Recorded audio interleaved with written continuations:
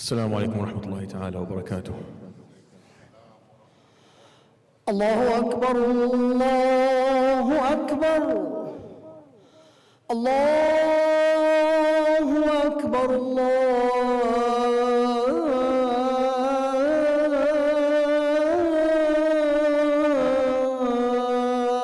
الله أكبر. أشهد أن لا إله إلا الله. أشهد أن لا إله إلا الله.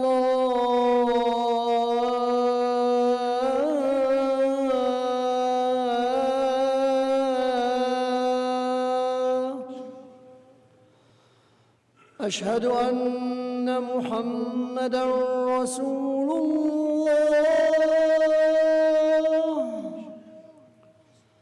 أشهد أن محمدًا رسول الله.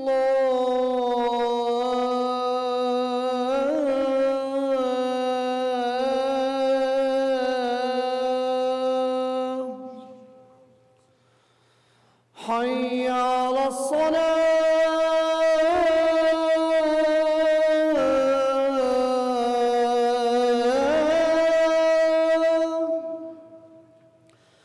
حي على الصلاة.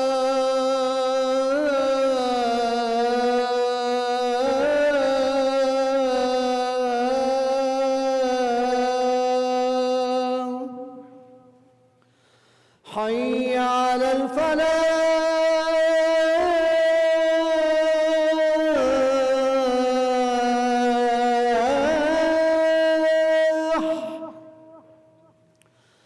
حي على الفلاح.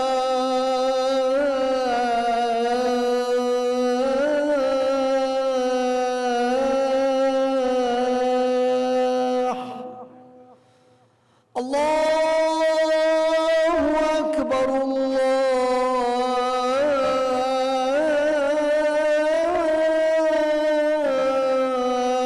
الله أكبر.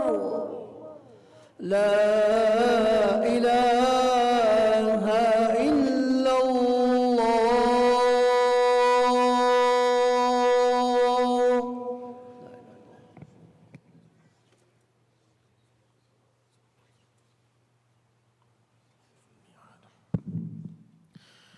الحمد لله ثم الحمد لله.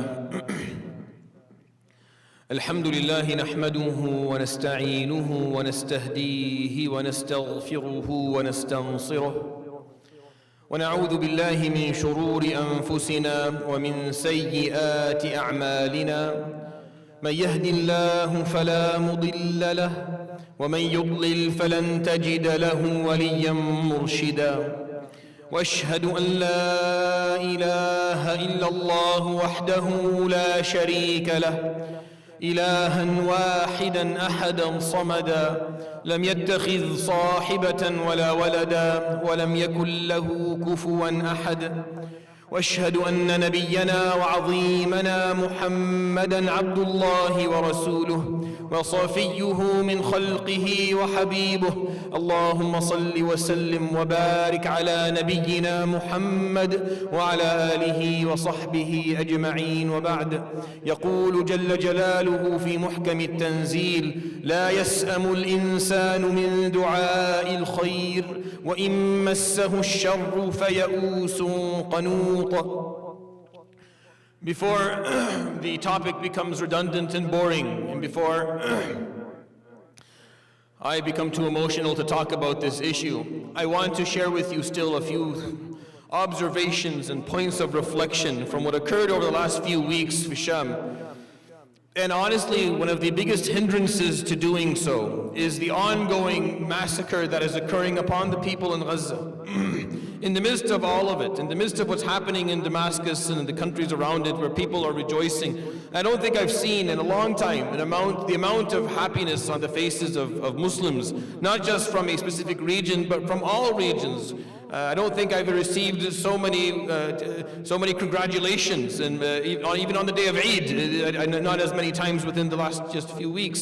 And it tells you that the people are the people are thirsty for any form of freedom or justice or removal of oppression anywhere in the world. This is becoming a human a human ambition now. We thought at some point as human beings that we'd achieved a certain degree of freedom, and that the age of slavery has been removed, and we're finding out that really not much has changed aside from just labels and methods of enslaving people and oppressing them, and methods that tyrants have figured out to continue to hold the will of the people down and to silence the voices.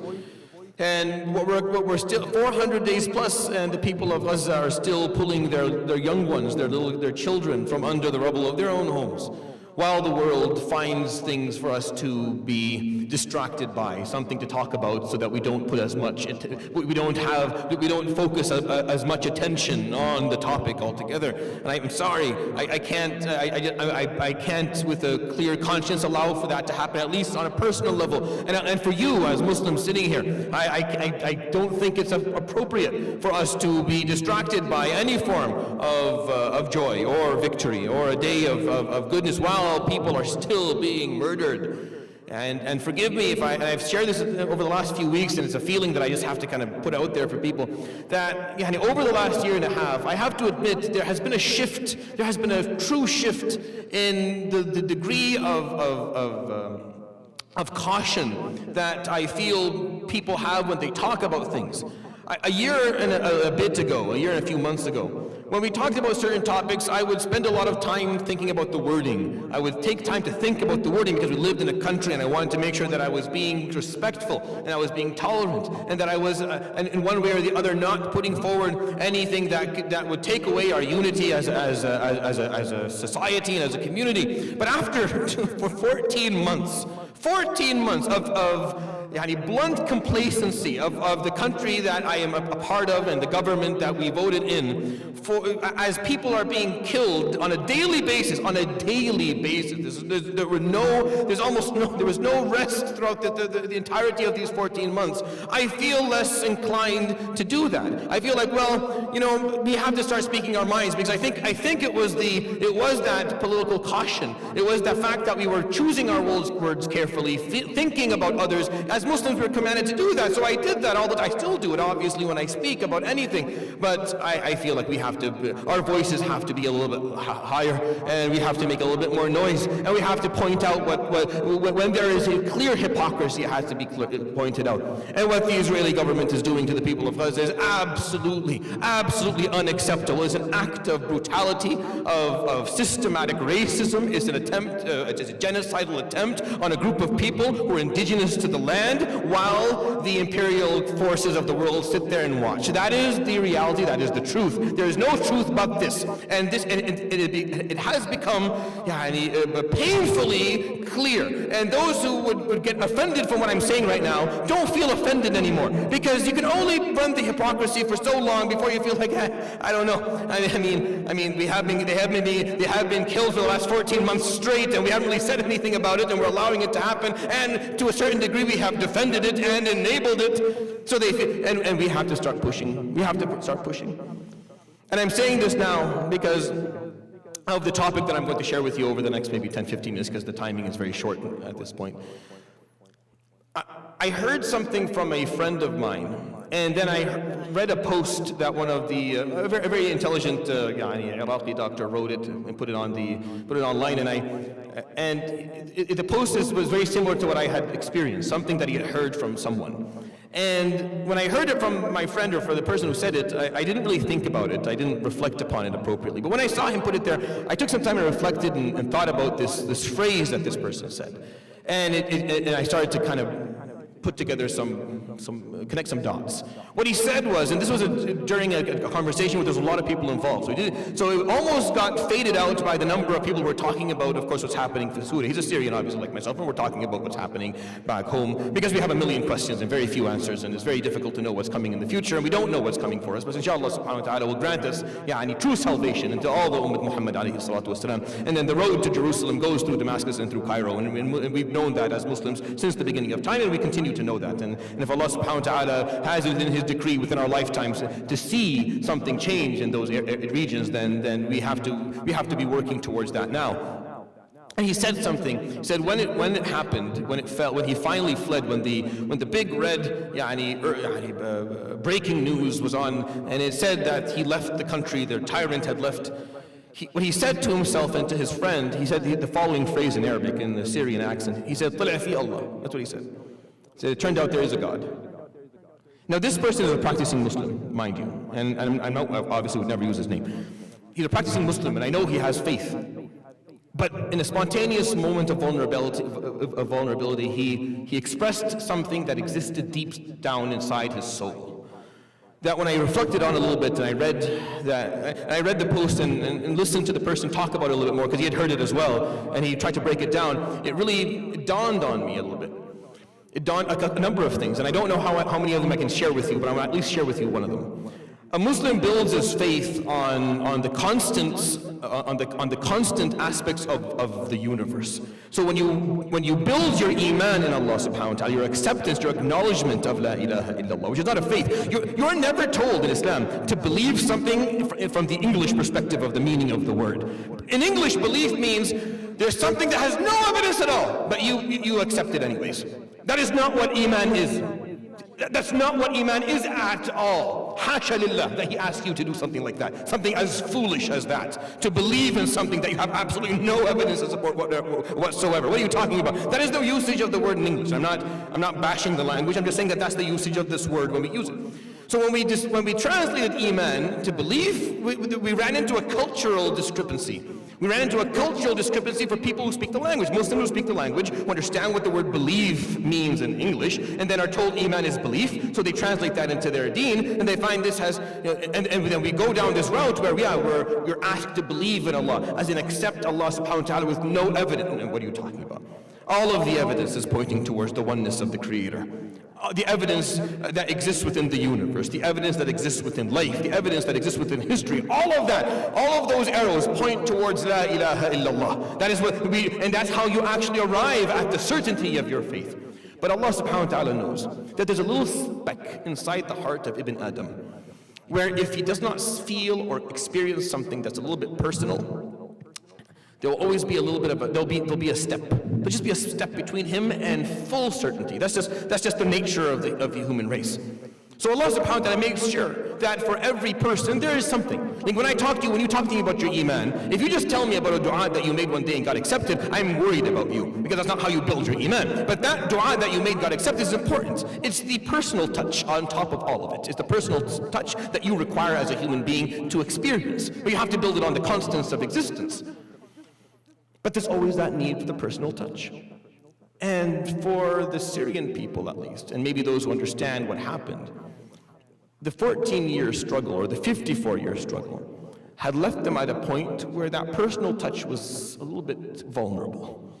A little bit vulnerable. And when it finally happened, it was the moment, it was Yawm min Ayyamillah, one of Allah subhanahu wa ta'ala's days, where it brought back that which was lost. We know that from the Quran. I'm going to explain something to you from the Quran that is important to this.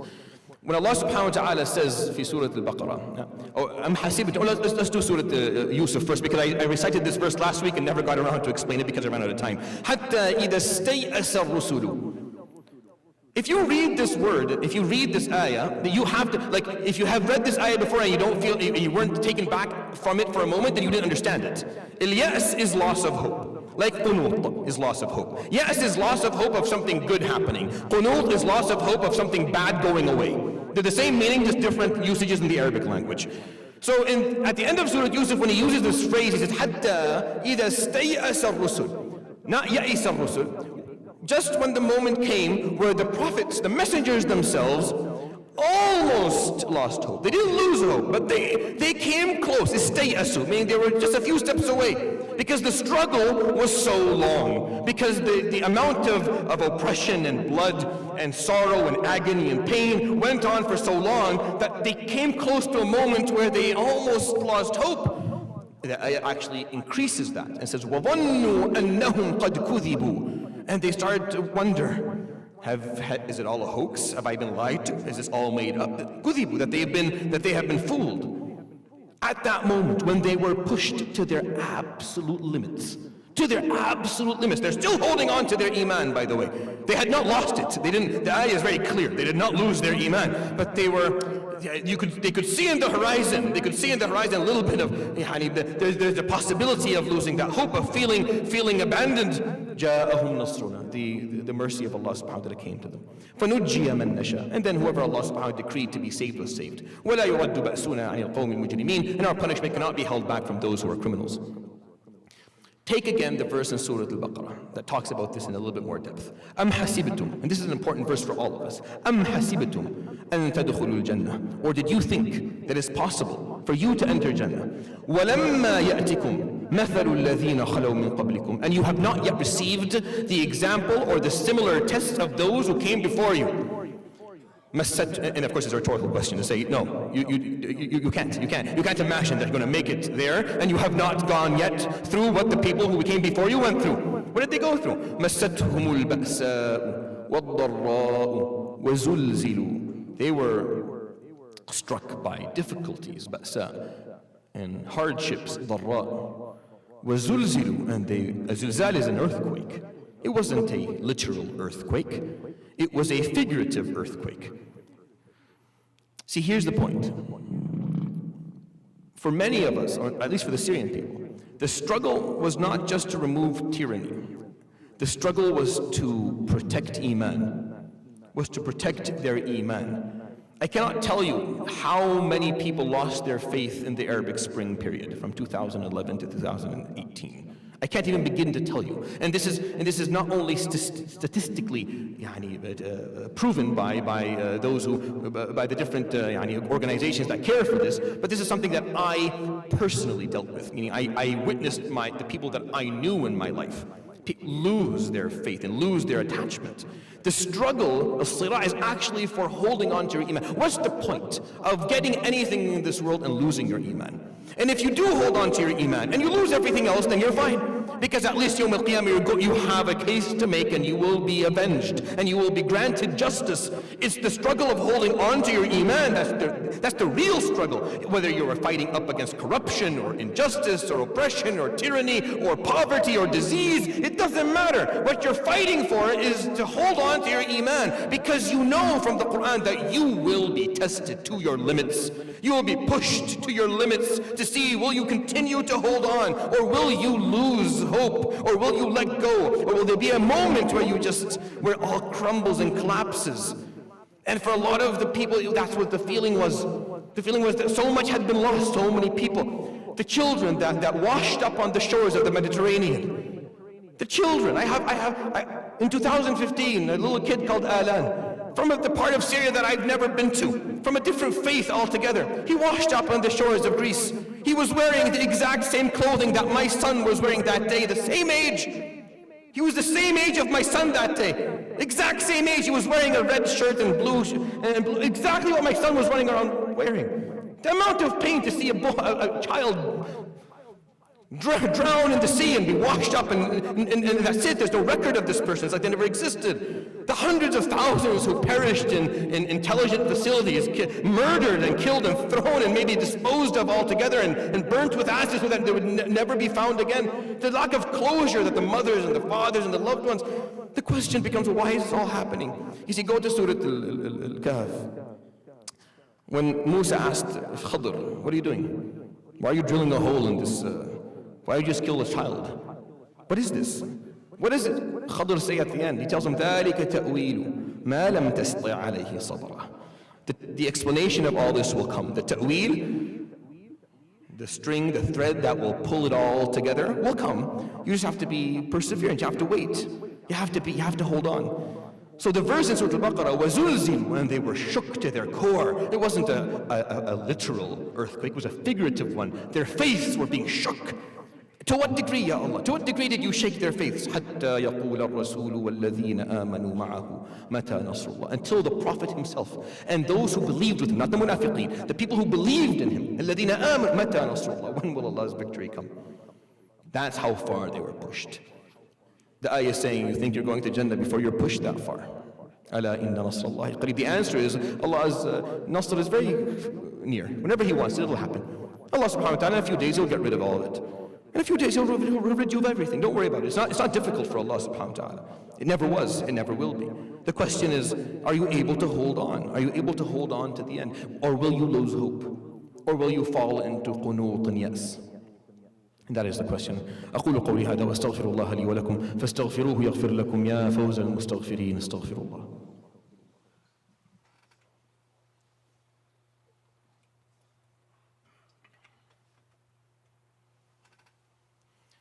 الحمد لله وحده وصلى الله وسلم وبارك على من لا نبي بعده وعلى آله وصحبه ومن اتبع نهجه ووفى عهده. إخواني وأخواتي، من العبر والعظات التي نأخذها مما جرى في بلاد الشام وفي غيرها من بلاد الأرض، ونحن نراقب مأساة الفلسطينيين تستمر على مرأى من العالم ومسمع وسكوت دولي وصمت عربي وإسلامي، شيء مخزن ويعني مؤسف حقيقة. مع أن أهل الشام فرحون بإزالة الظلم والطغيان، إلا أننا كأمة ما زلنا بعيدين عن مآربنا وعن طموحاتنا وعن آمالنا كمجموعة بشرية توجد على هذه الأرض. ومما أريد أن أشير إليه لكم حتى تتأملوه وتتفكروا فيه، القضية أننا كبشر بحاجة إلى أن يكون في قلوبنا معنى الأمل. يجب أن يكون في القلب الأمل بالله سبحانه وتعالى، أمل منضبط بالعمل، أمل منضبط بالعمل مأمور به إذا ما عملت. وأن الإنسان إذا لم يجد أملا في الله وشك في الله وشك في قدرة الله وأجاز لنفسه أن يشك في قدرة مولاه سبحانه وتعالى، دخل في الكفر والضلال من حيث لا يدري. دخل في الكفر والضلال من حيث لا يدري. اعلم أننا جميعا كبشر سنختبر، وأننا سنختبر كما اختبر الأنبياء من قبلنا، وأن هذه الاختبارات وأن هذه الابتلاءات ستدفع بنا إلى مشارف الهاوية، وأنك ستكون في موضع تكاد فيه أن تفقد الأمل، تكاد فيه أن تيأس، تكاد فيه أن تسأل هل هناك نصر. ولكن غايتك وواجبك أنك تتمسك بهذا الإيمان إلى أن تلقى الله. الله سبحانه وتعالى يختبرك ليراك تتمسك ولا تفقد، تتمسك بهذا أم تفقد. السؤال بسيط في الدنيا يا أخواني، إذا فقدت الإيمان ما الذي كسبته من هذه الحياة؟ وإذا حافظت على إيمانك إلى أن تلقى الله ما الذي فقدته في هذه الحياة؟ القضية بسيطة، لكن هي جوهر هذا الصراع. جوهر الصراع البشري هو صراع الحفاظ على الإيمان بالله، لأن الإيمان بالله سبحانه وتعالى فيه معنى الأمل. إذا فقدت الإيمان بالله فقدت الأمل، وإذا فقدت الأمل ذهبت القضية وزال الأمر كله. وما زلنا في هذه المشكلة، وما زلنا نصارع هذه المصيبة إلى يومنا هذا. يقول صاحبي طلع في الله، شوف راح الظالم، لا إله إلا الله، لا إله إلا أنت سبحانك إنا كنا من الظالمين. طبعا، لكن هذا هو ديدن ابن آدم. إن مسه الشر فيئوس قنوط. يمسه الشر مسا مر في حياته فييأس ويقنط. لماذا؟ هذا طبع ابن آدم. إلا إذا عرف ربه، وإلا إذا استمسك بدينه وتمسك بكتاب الله وسنة نبيه صلى الله عليه وصحبه وسلم. What I want to end this khutbah with is the understanding of what the word hope means. If you look in the Quran, you don't really find it used in that phrase. It's interesting, and I think the reason being is that when we use the word and we don't have proper parameters, it turns into wishful thinking. It turns into a narcotic drug that you figuratively take so that you numb yourself and you don't really move towards your ambitions anymore. Which is why the Quran, it talks about the opposite. It talks about the loss of hope. In a negative, إنه لا ييأس من روح الله إلا القوم الكافرون ومن يقنط من رحمة ربه إلا الضالون. Twice in the Quran, no one will lose hope in Allah's blessing except those who are disbelievers. And you cannot lose hope in Allah alleviating difficulty through His compassion unless you are deviated and you're dal. You're someone who is on the other side of the rails. We are commanded as Muslims to have hope as long as the one condition is met. As long as one condition is met. And that condition is putting in your effort, putting in the amal, that you're doing something towards it. Even if you're the only person on earth, and the sum of your energy and effort is very, very small, and what you're asking for is astronomical in weight. If you are working with all of your might towards that goal, then you're not entitled to have hope. You are commanded to have hope. You're not allowed to walk around without it. You have to have it. You have to have hope. Imam Ahmad narrates to us that when the Prophet ﷺ on the day of Khandaq, he was standing and he was planning things out with the commanders of the army. And Bara ibn Azim tells us, أمرنا رسول الله صلى الله عليه وسلم بحفر الخندق فمررنا بصخرة لم تأخذ فيها المعاول فشكوناها إلى رسول الله. As we were digging this trench, we came to a boulder that no matter how much we hit it with our axes or whatever tools we had, we could not seem to put a dent in it, and we went and took it to the Prophet. Now, you don't take to the commander of the army a boulder. That's ridiculous. You take it, you don't do that. There's 1,000, you don't do it. But the reason that they did is because at a moment, it was a moment of loss of morale for them. It was a low moment for the Sahaba. They were very scared. 10,000 people were marching towards Medina. They were doing something absolutely insane. They were digging a 5-kilometer trench, a 5-kilometer hole that they were going to sit on the other side of and hope that the enemy can't make it across. It was an insane idea that they were engaging, and it was tiring for 15 days. They didn't sleep. There was no food to eat. They were just digging into land that wasn't helpful, land that was not kind. The land was not kind to dig in. It was very difficult. So their morale had dropped and they were tired, not physically. Yes, they were fatigued, but the tiredness was morally. It was a moral tiredness. They felt beaten on the inside, and they came to the Prophet ﷺ complaining about a boulder. There's 1,000 of them. A boulder. Ya Sheikh, get a couple of hundred and get it out. But he didn't do that, ﷺ. He recognized in them, he saw it. He saw their morale. He saw their pain. He saw their fear. He saw the struggle. So he didn't complain at all. He said, show it to me.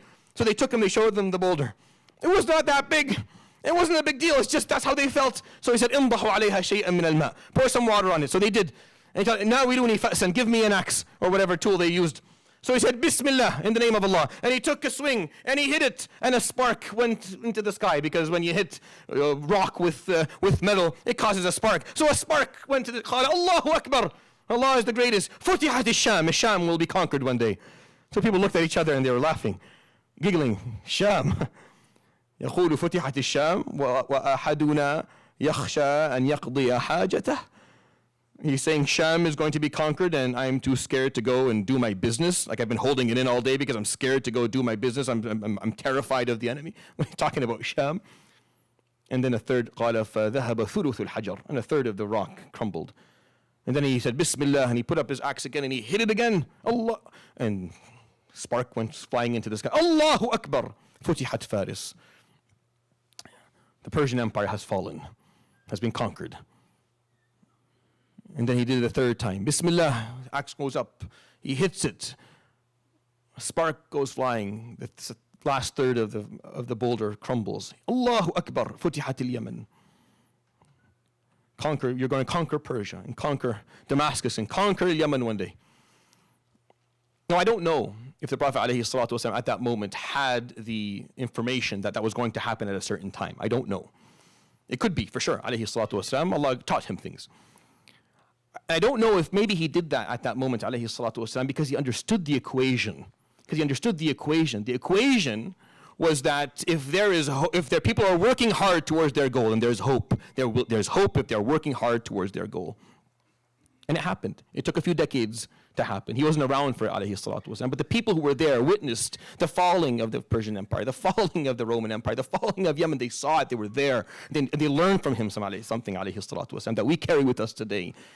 You are the hope, especially the younger people in this room. You are the hope, whether you like it or not. You don't want to be the hope. You probably don't agree to it. But whether you like it or not, against your will, you are the hope. And you dictate what type of hope is going to be and what it's going to look like by the way you behave and how you carry yourself. I'm going to end with that. وَاعْلَمُوا أَنَّ اللَّهَ أَمَرَنَا بِأَمْرٍ عَظِيمٍ فَقَالَ إِنَّ اللَّهَ وَمَلَائِكَتَهُ يُصَلُّونَ عَلَى النَّبِيِّ يَا أَيُّهَا الَّذِينَ آمَنُوا صَلُّوا عَلَيْهِ وَسَلِّمُوا تَسْلِيمًا اللهم صل على محمد وعلى آل محمد كما صليت على إبراهيم وعلى آل إبراهيم وبارك على محمد وعلى آل محمد كما باركت على إبراهيم وعلى آل إبراهيم في العالمين إنك حميد مجيد وارض اللهم عن أربعة الخلفاء السادة السادة الحنفاء أبي بكر وعمر وعثمان وعلي، وارض اللهم عن أزواجه أمهات المؤمنين وعن آله الطيبين الطاهرين وعن صحابته الغر الميامين وعن التابعين ومن تبعهم بإحسان إلى يوم الدين، وعنا معهم برحمتك يا أرحم الراحمين. اللهم اغفر للمسلمين والمسلمات والمؤمنين والمؤمنات الأحياء منهم والأموات. اللهم فرج هموم المهمومين ونفس كروب المكروبين، وارفع الغم عن المغمومين، وارفع الظلم عن المظلومين، واحقن دماءنا ودماء المسلمين. اللهم احقن دماء إخواننا المستضعفين في كل مكان،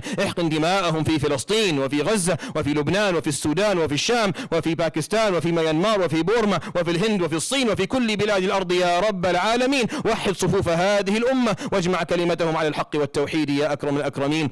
ولا حول ولا قوة إلا بالله العلي العظيم. عباد الله، إن الله يأمر بالعدل والإحسان وإيتاء ذي القربى وينهى عن الفحشاء